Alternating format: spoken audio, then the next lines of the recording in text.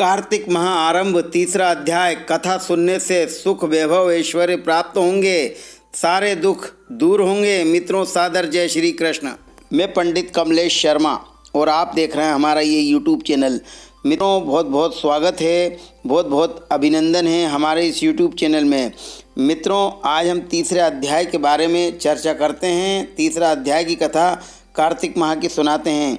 श्री विष्णु को कार्तिक मास क्यों है सर्वाधिक प्रिय। कार्तिक महत्व तीसरा अध्याय। कार्तिक महत्व। सत्यभामा बोली, हे भगवान आप काल स्वरूप हैं, काल के संपूर्ण भाग समान है, तो फिर देव कार्तिक मास ही क्यों श्रेष्ठ है। सब तिथियों में एकादशी और सब महीनों में कार्तिक महीना ही आपको क्यों प्रिय है।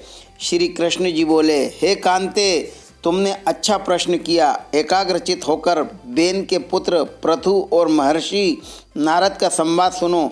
जिससे पहले पृथु ने नारद से पूछा, तब नारद जी ने कार्तिक मास की श्रेष्ठता कही।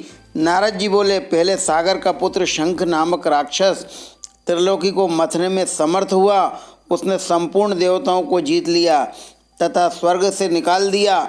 इंद्र आदि संपूर्ण लोकपालों के अधिकार अपने हाथ में ले लिए।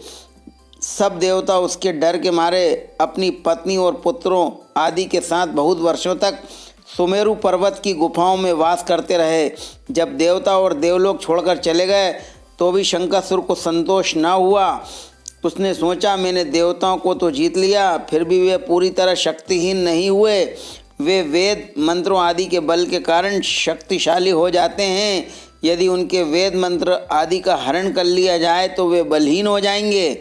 ऐसा विचार कर वह असुर भगवान विष्णु को नींद में ग्रस्त देखकर स्वयं ब्रह्मा जी के लोक पहुंचा और वहां से वेदों का हरण करने का प्रयास करने लगा।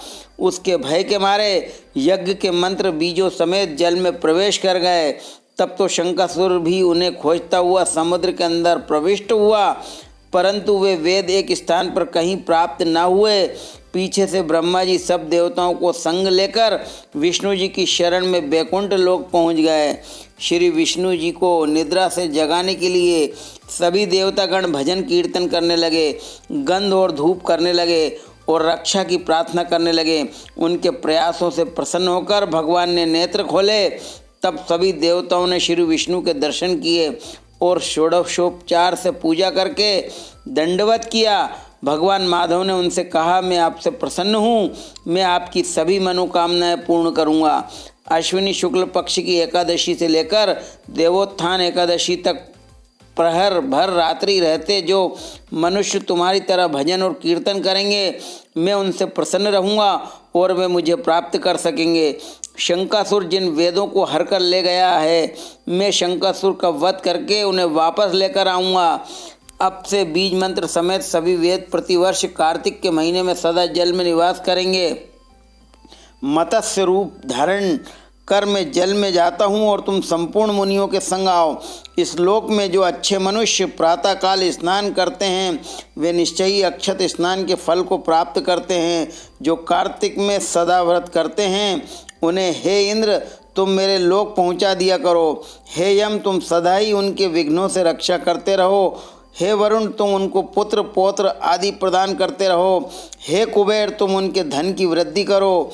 हे अन्य देवताओं, जो व्यक्ति जन्म से मरण तक इस व्रत को धारण करे वह तुम्हारे लिए भी पूज्य होगा। तुमने मुझे एकादशी को जगाया है, इसलिए इस एकादशी का विशेष महत्व है। कार्तिक महत्व का ये तीसरा अध्याय था। मित्रों चतुर्थ अध्याय के लिए हमारी अगली वीडियो अवश्य देखें।